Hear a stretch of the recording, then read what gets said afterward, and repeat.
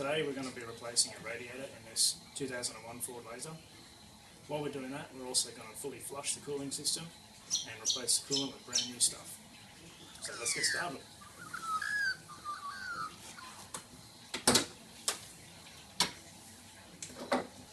Alright, so first, if you've driven the car and it's up to temperature, you're going to want to let it cool down first, so there's no pressure in the system. So while we're doing that, bonn it up and park your car in the shade if you can. And we're going to start with just getting all the little random bits and pieces out of the way before we undo any coolant hoses.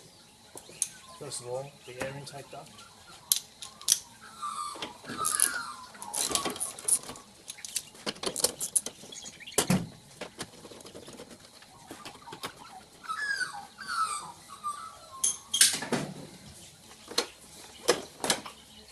Just lift out of the way like that. Now we can take our thermo fans off. So we're going to start by unplugging the connectors for them.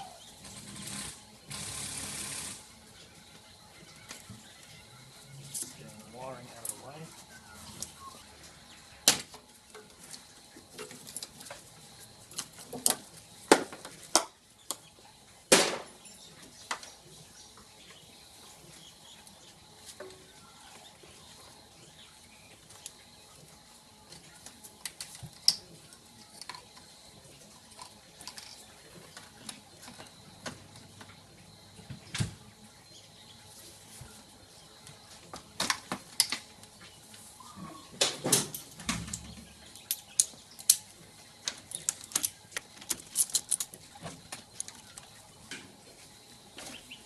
Okay, so that fan will come out now.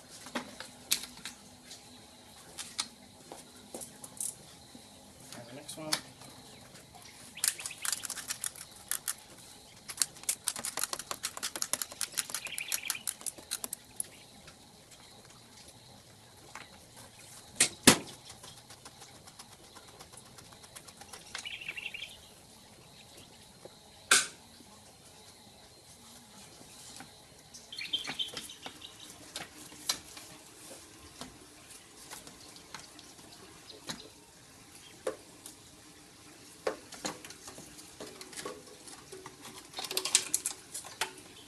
Second one's out.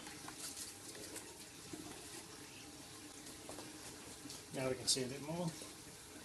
Okay, what I'm going to do now is undo the drain tap on the bottom of the radiator and let as much coolant out as we can.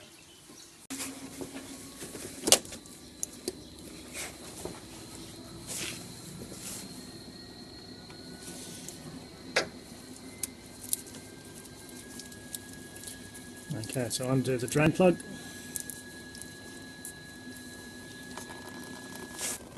That'll drip out fairly slowly, right, when there's still vacuum on the system, so if we just loosen the radiator cap, that'll release the vacuum and water will come out quicker.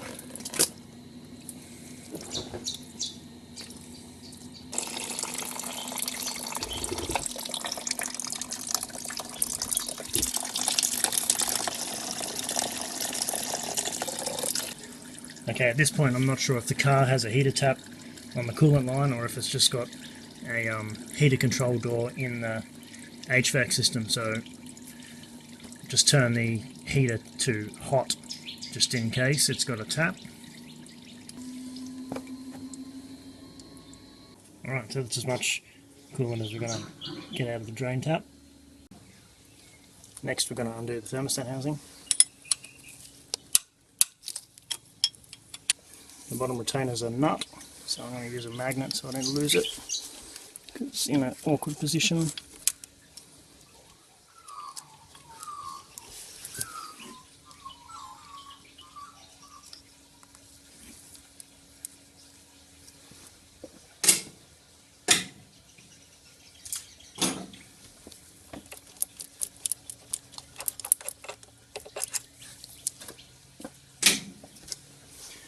Now we just got to take the thermostat housing off. Sometimes they need a bit of a lever on them. This one's okay. Okay, we need to swing it up on the radiator hose, sit it up on the rocker cover. And we're just going to get this bad boy out now.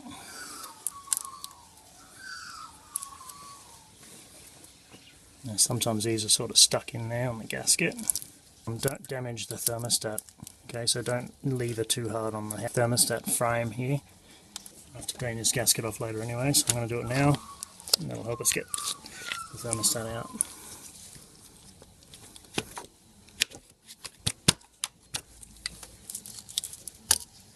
There we go. I'll just pop him out. Now's a good time to evaluate the thermostat, see if it's reusable. So this one, it's closed at the moment, okay, because the car's cooled down. So this little valve here, as the wax pellet in the bottom heats up, this valve opens and controls the flow of the water. Alright, so the car's cooled down and it's closed, which means the thermostat's not stuck. The car hasn't been overheating, so it's not stuck shut. Now if you have a look at the bottom here, this brass little thing here, that's where the wax pellet is inside. And it extends out through this back frame to open the valve as it heats up. Now what you want to look for is any major scoring around this brass housing. And that can tell you if the thermostat's been scraping and jamming. So you can just see a little hint of it there, and that's just where it opens and shuts. If that was all the way around, or if it was heavy scoring, I'd suggest to change the thermostat. But this one, in my evaluation, this thermostat's good. Okay, the only thing I'm going to do is what I would recommend when you anytime you fit a thermostat is to cut the jiggler out of it. This is what they call the jiggler valve. Okay, and it's just as simple as cutting that out, and it's going to make bleeding the system later 1,000 times easier.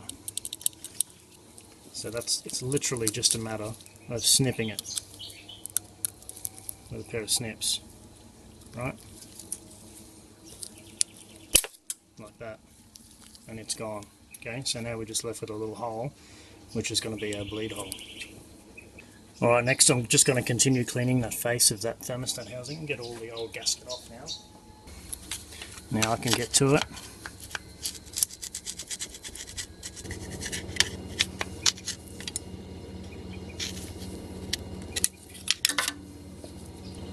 I'm just going to give that a quick clean up with some fairly coarse sandpaper.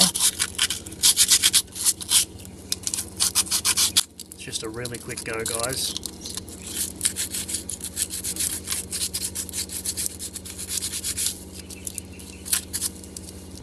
And now we do the same with the housing. It's obviously a lot easier to get to.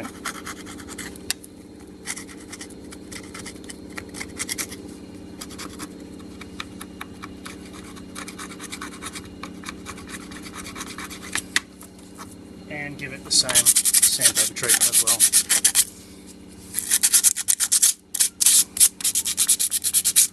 Okay, that's all we want. Right, now then that's clean. What we're going to do now is, because we've got all this apart, we're going to just bolt it back on to the head without the thermostat in there, okay? And that's going to give us full water flow through the system when we go to flush it. So no gasket or gasket glue or anything on there. We're just going to screw it straight back on the block.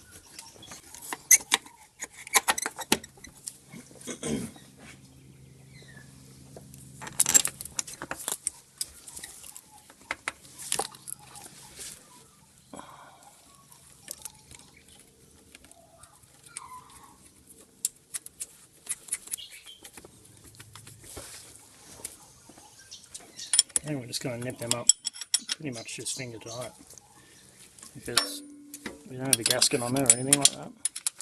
This is just to direct the water flow out of the head into a bucket.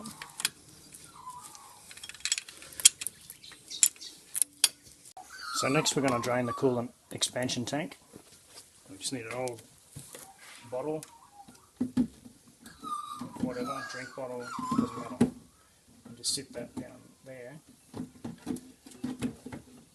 And what we're going to do is take the overflow hose off the radiator. So we're going to drop it down into this bottle, and that gravity will drain the expansion tank.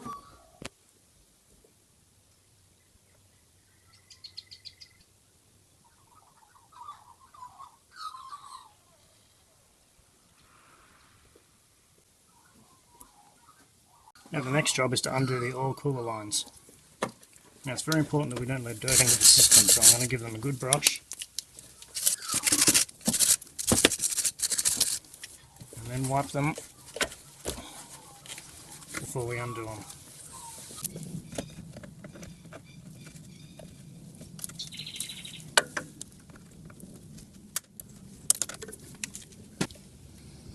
Don't be too aggressive. That should be enough.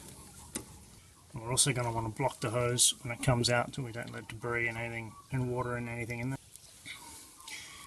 Now, use the earplug as a good thing for that. So I have one of those ready.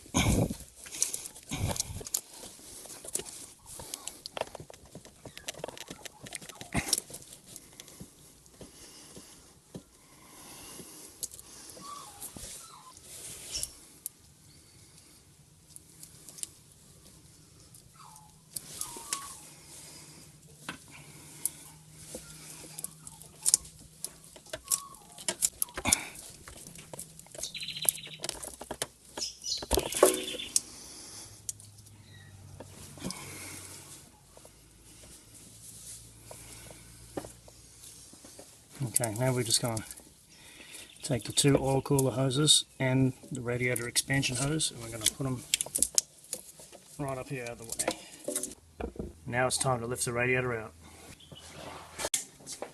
So first we undo the hoses off the radiator.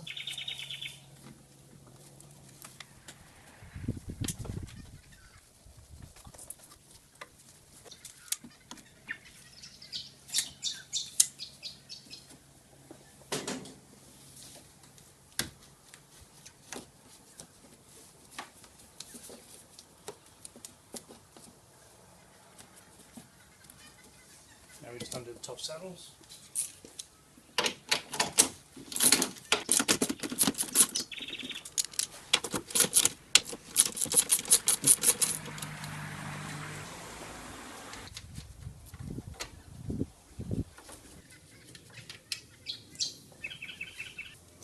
Okay, we just hold the top tenders and pull the last saddle off. Now the radiator is just going to lift straight out.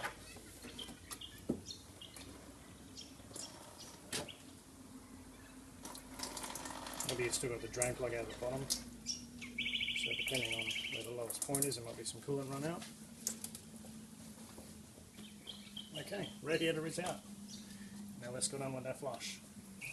Alright, so it's time to connect our hoses. Now, it's best just to flush out with the garden hose. If you've got tank water, well that's all the better because it's fresh rainwater, but don't get too worried about using town water. If it's good enough for you to drink, it's good enough for you to put in your car.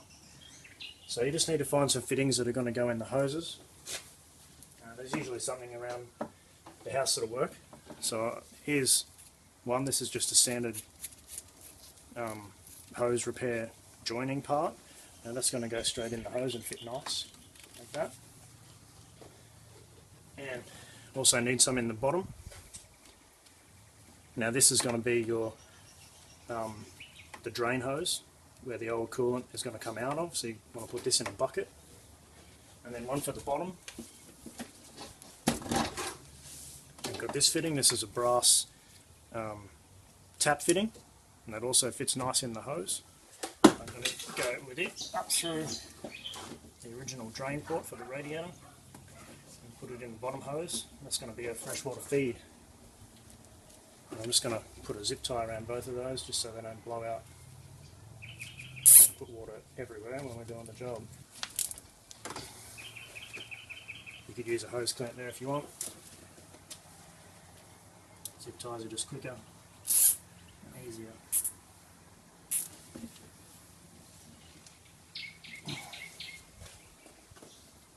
Alright, now you want to turn on your tap and see what comes out.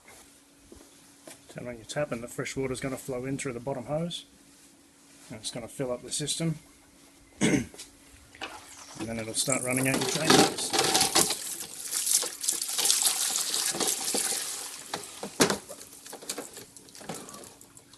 Now you don't have to have your tap on full bore.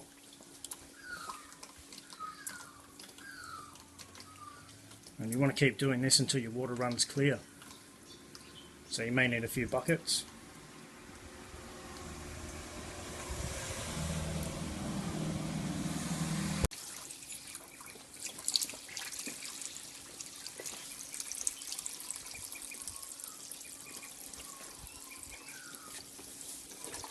So you can see there, after enough bucket loads, the water's fresh and clean. So that's fully flushed out our block and our head and heater and the whole system.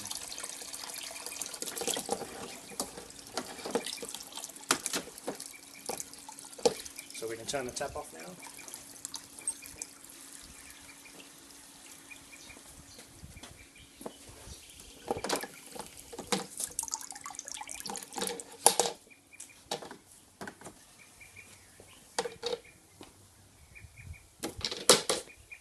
We can take out our flush hose fittings.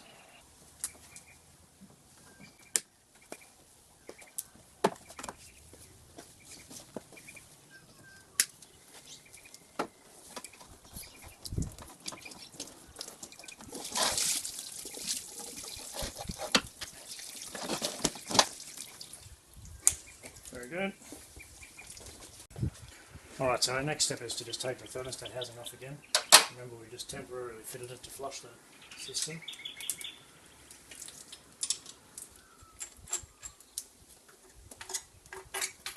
Just take it completely off now. And what we want to do is just dry all this area and clean it now for the final fitment. So with the rag, remember we've already scraped it clean and then sanded it. Just use a rag and dry it.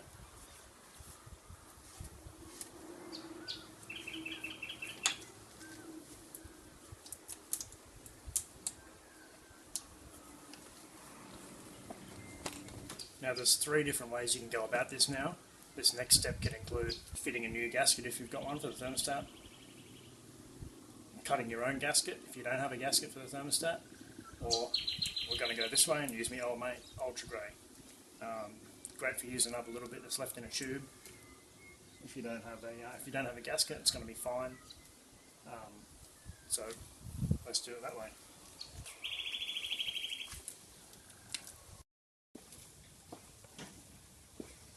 So you're going to have to put this on with your finger, so wear a glove because it's not good for your skin. And we're just going to smear it around the surface, like so.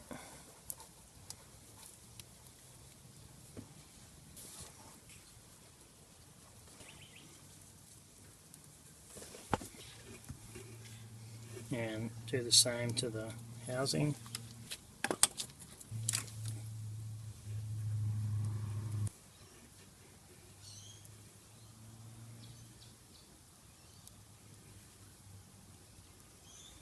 Like that.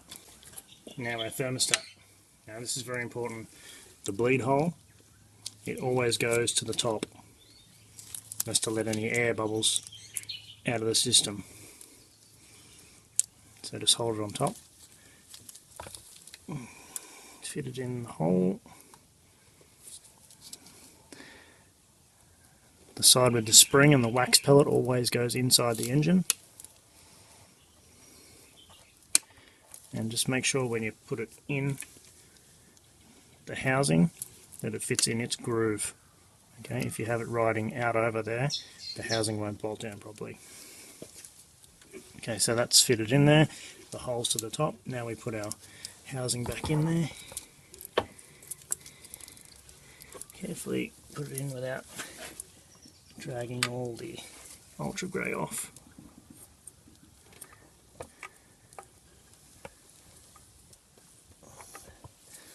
That.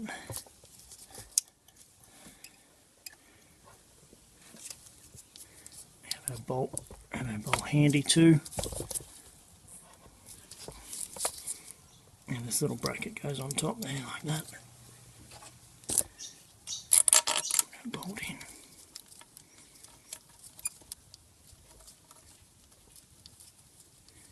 Like that. Now the nut on the bottom.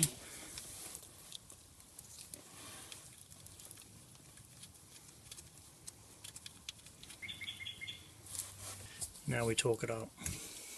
So it's a 2-bolt flange, so we alternate tightening from one side to the other.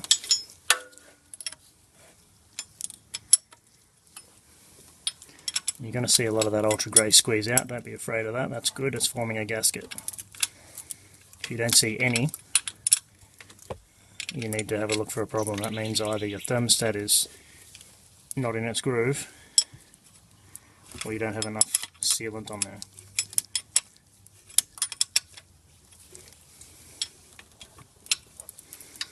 Now, these are fairly decent little bolts. They're M8, so we can torque them up a little bit, make sure that they're tight.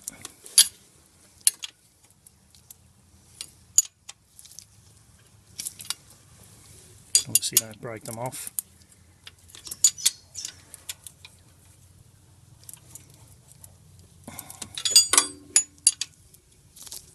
Okay, I'm happy with that. So that's the thermostat and its housing refitted. Now we can finish the rest of the job while that ultra grey goes off. What you can do next is just clean out your expansion tank. You can do that by either taking the hose off the bottom of the bottle, or just putting the one that we hung up, just hang it down and keep filling it up with fresh water and let it gravity run out until it's clean enough to your liking. This one's fairly good, it's not stained or anything. Now you can do that now and let it drain out while we're doing the rest of the job.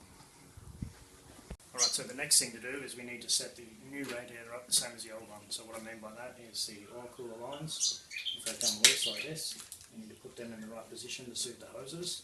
We need to put the captive nuts in place, ready for the fans, and just a final check over and it's ready to fit in. So I'm going to use some aviation sealant just on these tapered fittings. Not enough to run inside, but just on the outside, just to make sure that we're going to get a good seat there. Because I don't want to have to over tighten them, they're a really fine thread. So now we seat these down. And then flare fittings.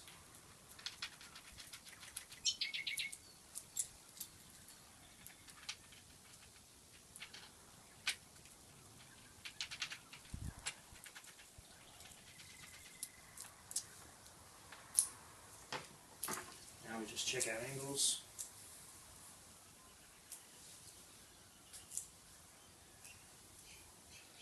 It's about right.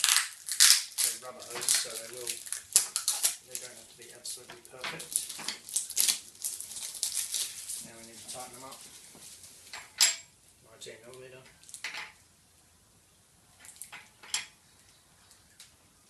Nice and firm. Should be fine. Now our captive nuts.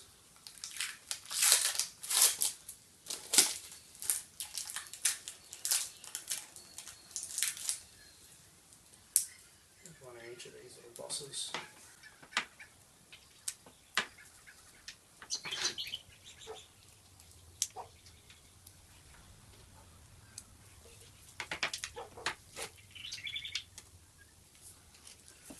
Like that, that should be fine. So there's just one last thing we need to do before we fit the new unit, is to blow out the oil cooler, because it hasn't been plugged from new, so we need to make sure that nothing is in there that's going to damage our system.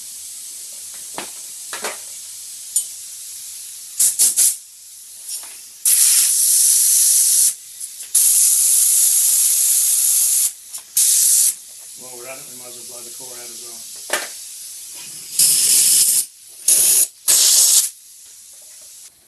Alright, she's ready to go in. Alright, so just make sure that the bottom bushes are in place. And we're ready to put the radiator in. Just lift him in.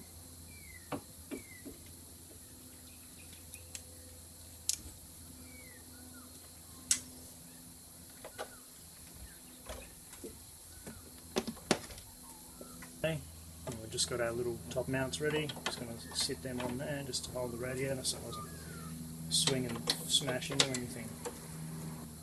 So now we can go ahead and hook it up. First of all, we've got the oil cooler lines.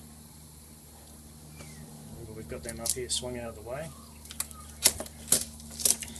The reason we did that is so that we didn't get any water in them when we were flushing the system out. We've also got them plugged.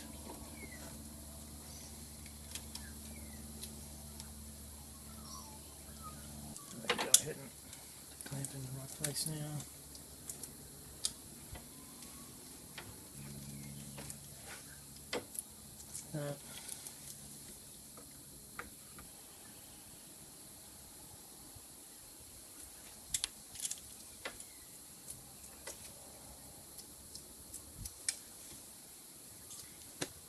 That's the oil cooler sorted out.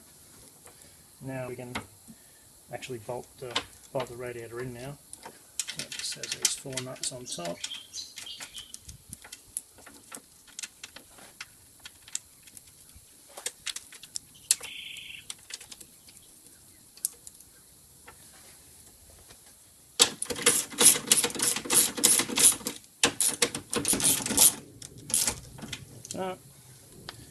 Now, next we can put our bottom hose on. Nice and secure. The oil coolers are done. Now we can put the fans in. So we're going to put the left-hand fan in first. This is the biggest one. Now it also has a little retainer for the oil cooler hose. I'm going to slip it down here first. Don't scrape the core. Slide it sideways and into its holes like that. Put the oil cooler hose back in the retainer like that. Now we just put our bolt in there for it.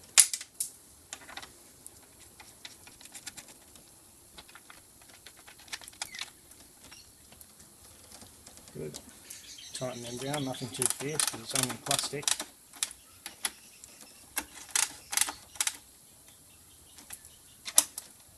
Good. Now we can plug that wire back in.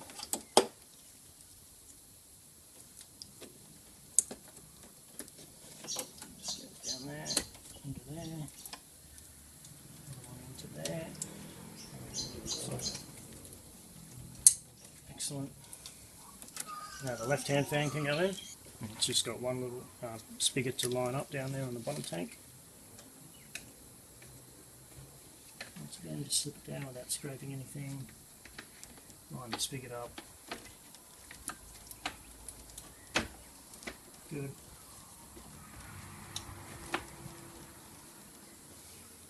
And put the bolts in it.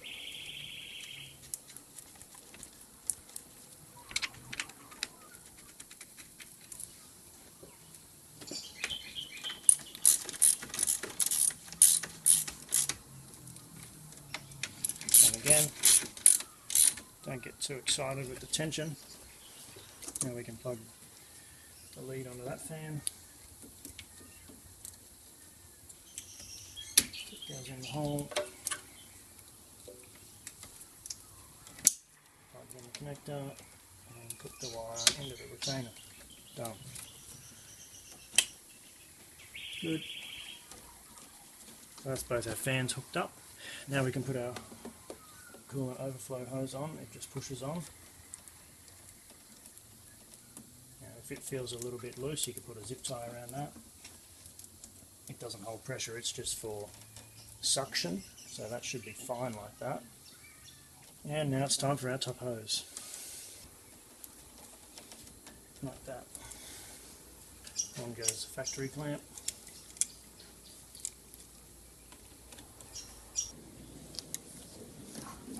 It's a good idea to keep these factory clamps if you can, if they're still okay. Now the reason being is they're a constant tension clamp, so that as the rubber shrinks with age, the clamp goes with it. Whereas if you use a screw clamp to a set tension, once the rubber shrinks, which it always does, then you end up with a weep. Basically now we're ready for coolant. It's also very important that you don't use premix coolant. Why is that? Well, because premix coolant is in a bottle ready mixed to the right ratio. We've just flushed the system and some of the components still contain water, so you're going to water that premix solution down. The only time when it's okay to use premix coolant is in a brand new car or when you've had the whole engine out and everything is completely bone dry water. otherwise you always use concentrate. So with that in mind, let's top the system up.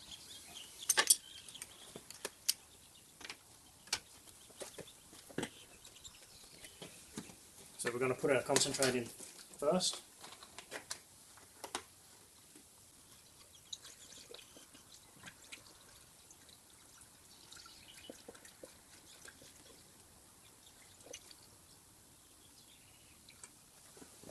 And we're just going to leave a little bit of concentrate left in our bottle. I'll show you why later.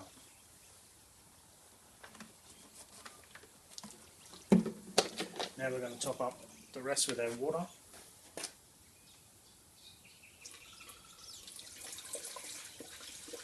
Don't pour it in too fast. The more air that you let out of the system now, the easier it is to bleed the system later.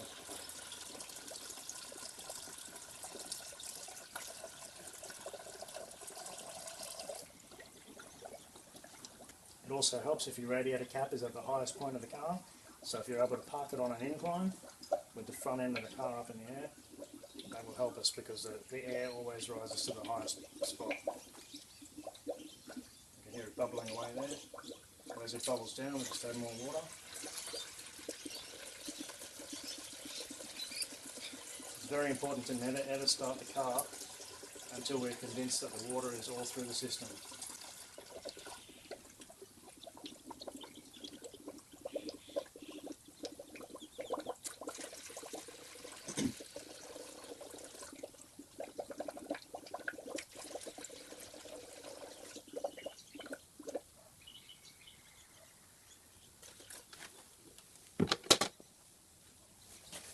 Alright, so our bubbles have just stopped there for a minute. So I've got the water topped up to here.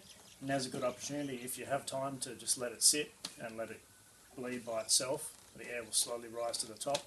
So if you've got a chance, you can go and have some lunch and come back to it after a while. Alright, so it's been sitting here for about half an hour now while I've had some lunch. And the water's still where it was, so most of the air has come out of the system.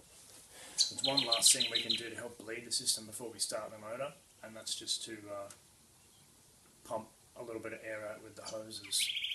So we've got to be careful of that.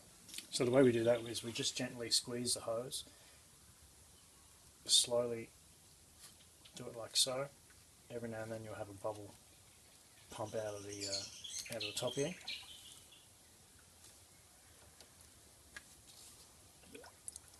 You can hear them.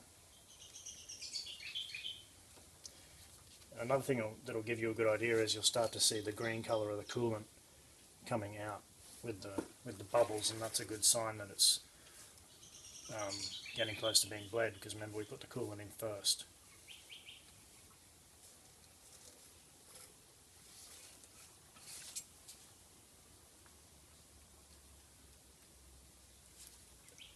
Alright, so I'm going to start the car up now.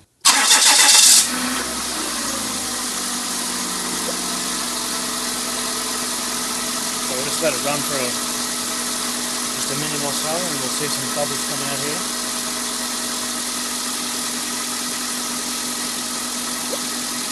And we can squeeze the hoses a little bit as well to aid it. Just be careful that you don't get your hands caught somewhere they shouldn't be.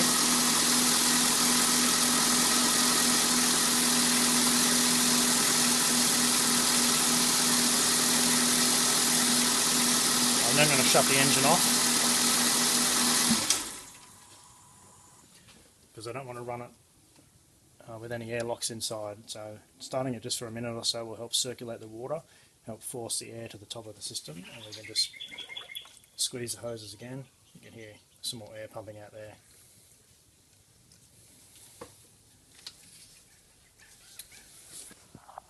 Now we can see the colour start to come through the system now.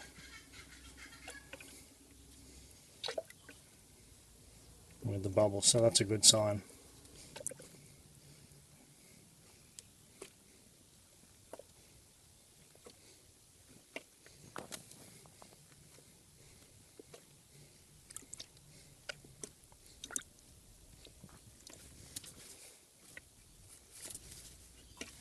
Okay, once you get to that stage, it's pretty safe to run the engine now.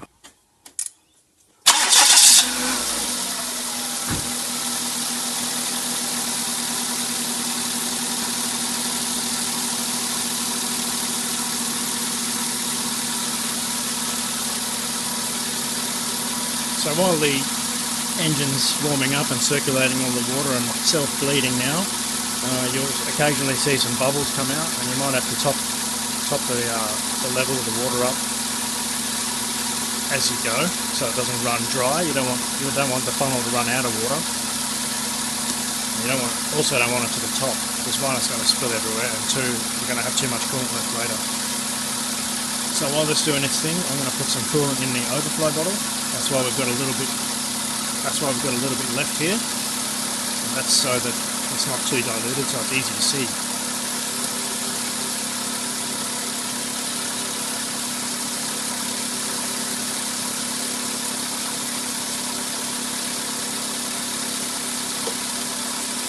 In it goes.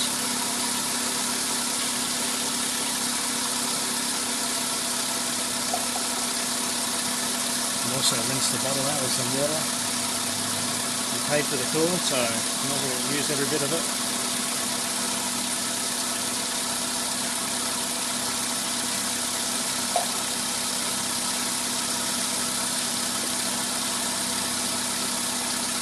So we're not going to put any more than that in at the moment, because we're going to use the excess of what's left after bleeding to top it up.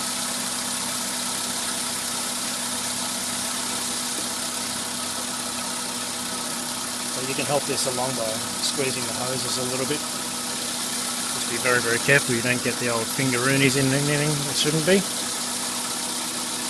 And also give the throttle a bit of a blip every now and then.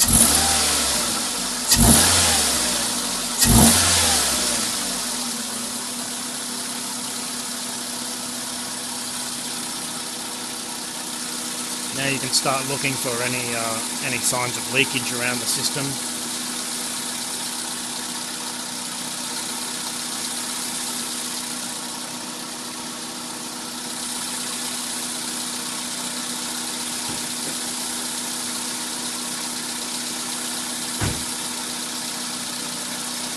Also keep an eye on the temperature gauge now and then, make sure there's not a problem there. Also tell by putting your hand on the top tank of the radiator.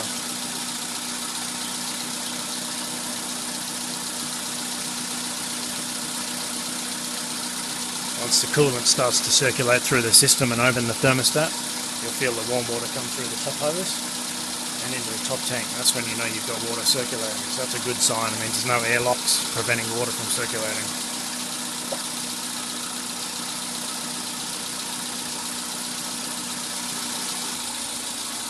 Okay, looking good so far. We just want to run it till we get a thermo fan to come on.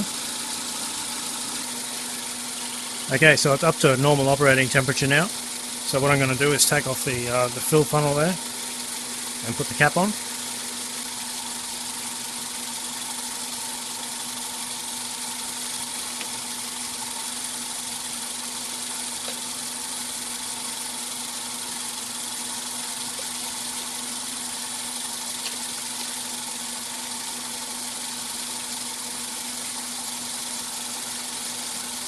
What I do now is put all this excess coolant into the overflow tank, so none of it's wasted.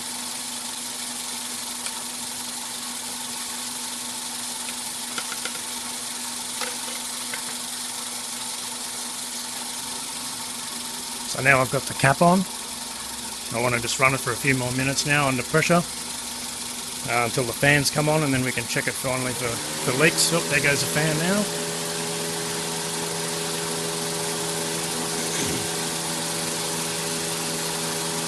So we'll wait for the fan to cycle off.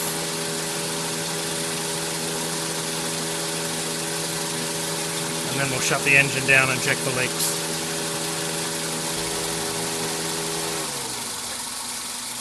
Okay, so the fan's just cycled.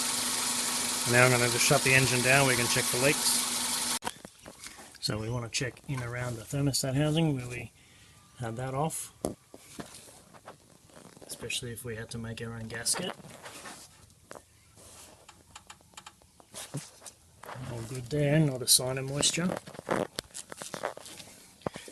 we want to look around the transmission cooler hoses as well to make sure that they're all dry.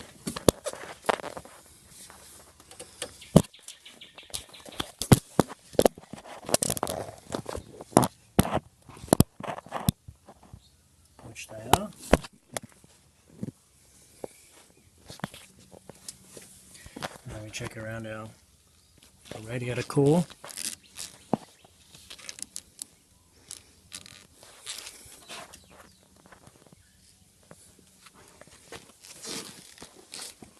Nothing there. And top and bottom radiator hose.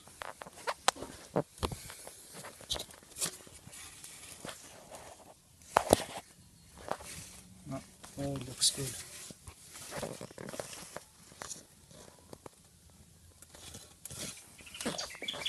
Now we'll just check underneath where the drain plug is, and it's bone dry as well, so that's sweet. You can actually check our bottom tank from under here. Not a sign of a leak. Very good.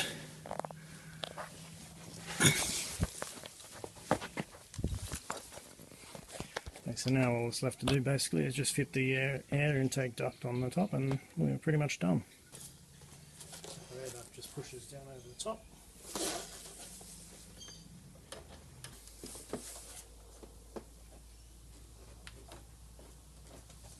Line it up with the airbox intake.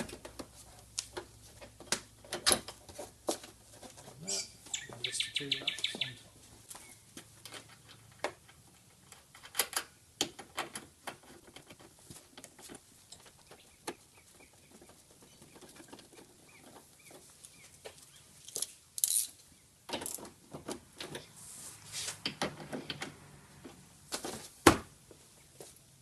And we're done.